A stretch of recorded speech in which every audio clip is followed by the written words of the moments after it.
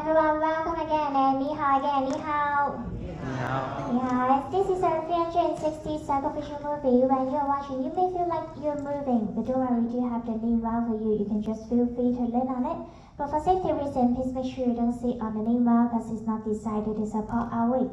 And during the movie, if you want to leave, you can choose the door on your left-hand side, which is the red door. It's a little bit heavy, but you can just push it and it will open and close automatically. Also, as a courtesy to others, please turn your phone to silence and refrain from smoking and flash photography. So now please enjoy the beauty of my homeland, reflections of China. Thank you.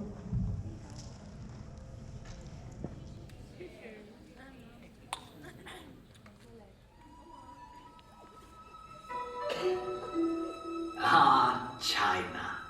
When one thinks of this magnificent country, one cannot help but envision the Wanli Changcheng, the Great Wall. It once stretched like a mighty dragon across 4,000 miles of China. Welcome. I am Li Bai, a poet of the Tang Dynasty, and I have returned to share with you reflections of my beloved China. Like this great wall, it winds like a road across timeless landscapes, but one can also find landscapes that are ever changing.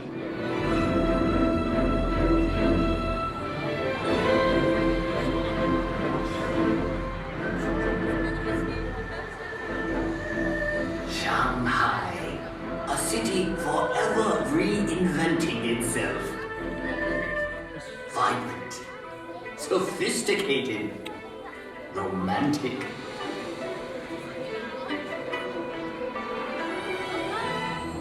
As Shanghai reflects modern China, historic Nanjing Road reflects modern Shanghai. Set your gaze across the Haungpu River and you will find a new China that reaches for the sky. Yet in this city of East meets West, one can still find treasures of Shanghai's stately European influence.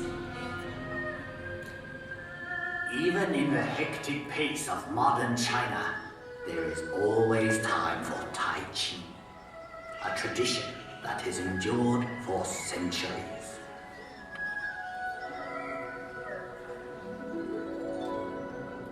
Up here on Huangshan, at the Sea of Clouds, painters and poets like myself have been inspired for generations.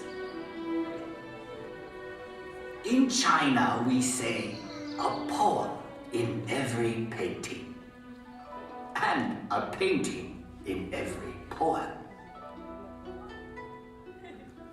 We have had a long history. Much of it has been recorded in this fashion.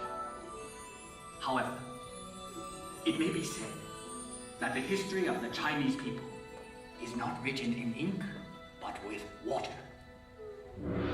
The mighty Yangtze River. A fellow poet once wrote, traveling against the currents of the Yangtze is more difficult than climbing to heaven. That may have been once true, but no longer.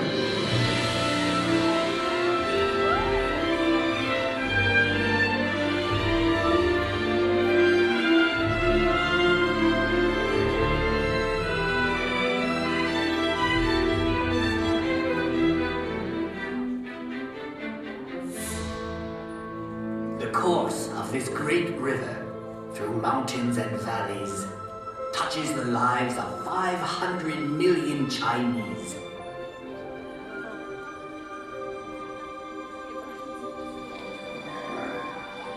There is no better example of China's harmony with water than Suzhou. This ancient city sits on the longest man-made waterway in the world. When Marco Polo traveled this way, he called Suzhou the Venice of the East. I suppose if I had traveled to Europe, They would now call Venice the Suzhou of the West. So vast is China that even within her borders are many exotic lands and contrasts. From the serenity of Heavenly Lake to the busy night market of Urumqi. Here one discovers that Xinjiang Province is home to many ethnic peoples with their own unique customs and their own unique cuisines.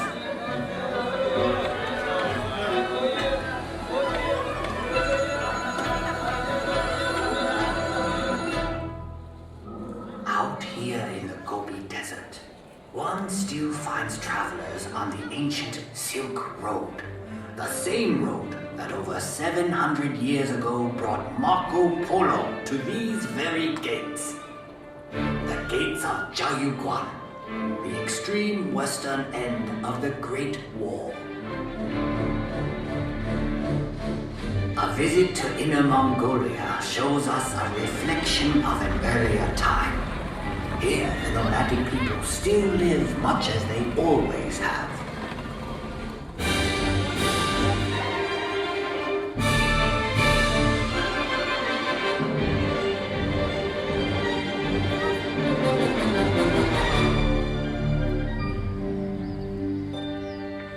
Far to the south is Yunnan Province, home to many of China's national minorities. The cultures of this province are as diverse as the landscape, like the Shilin Stone Forest, one of nature's unique wonders. In the far northeast is Heilongjiang. Although winter here can last 6 months, the people celebrate by carving magical sculptures of ice.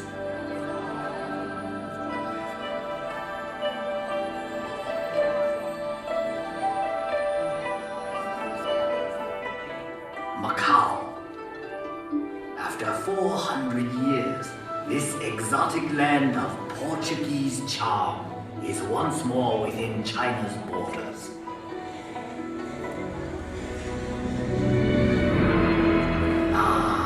Hong Kong, one of the most exciting cities on earth. A city steeped in Western culture, but still uniquely Chinese.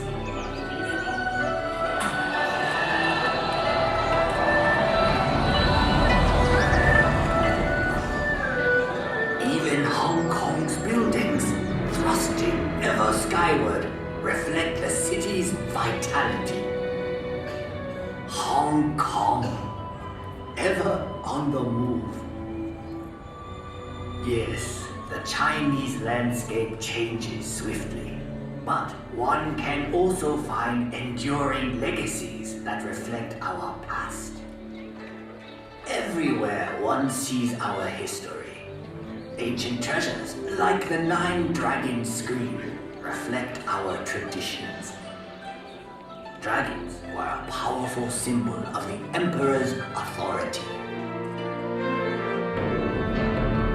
For centuries, the tombs of China's emperors have been watched over by these remarkable warriors of terracotta and these figures of stone.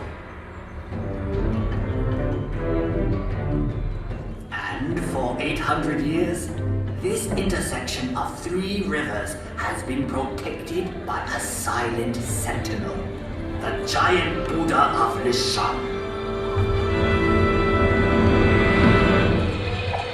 One can find a living legacy of China's past in the world-famous Peking Opera.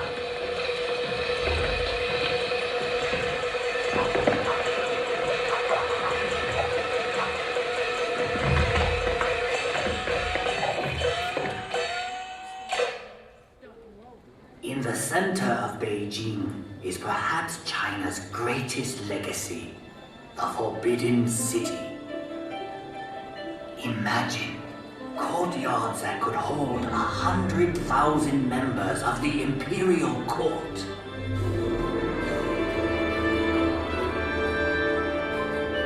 For 500 years, this vast walled city was the home of 24 emperors, the sons of heaven. But today, all the world can pass through this gate.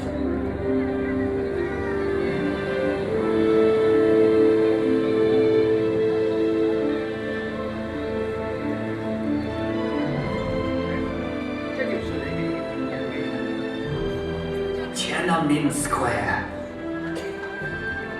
To stand here is to stand at the heart of China.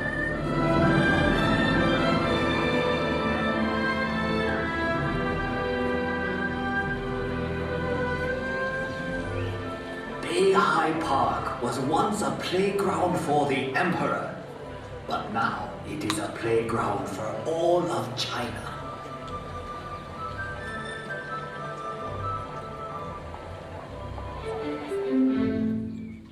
I have brought you to a place of unique beauty called Reed Flute Cave. The same forces that shape these pillars of stone have done a more remarkable job directly above us.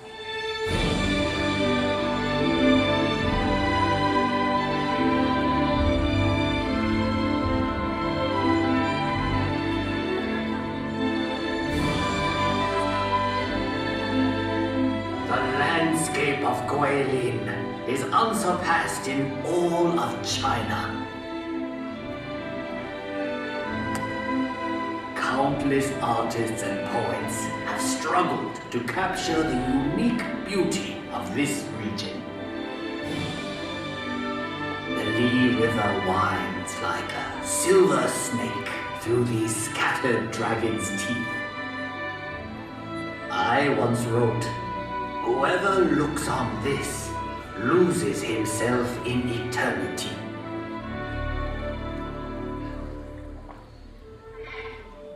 We have seen many reflections of China, but the true face of China can be found in our people.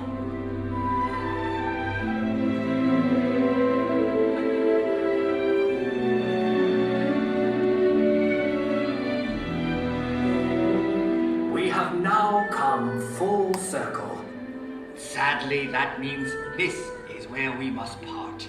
But I hope you will return to China someday. I'll wave of the hand now, and I am gone. Lowering my head, I dream that I am home. Until we meet again, 再见. Thank you for visiting my homeland, China. Hope you enjoyed the show. In China, we say 再见, which means goodbye. So 再见, bye bye, 再见, 谢谢, thank you. Have a wonderful day.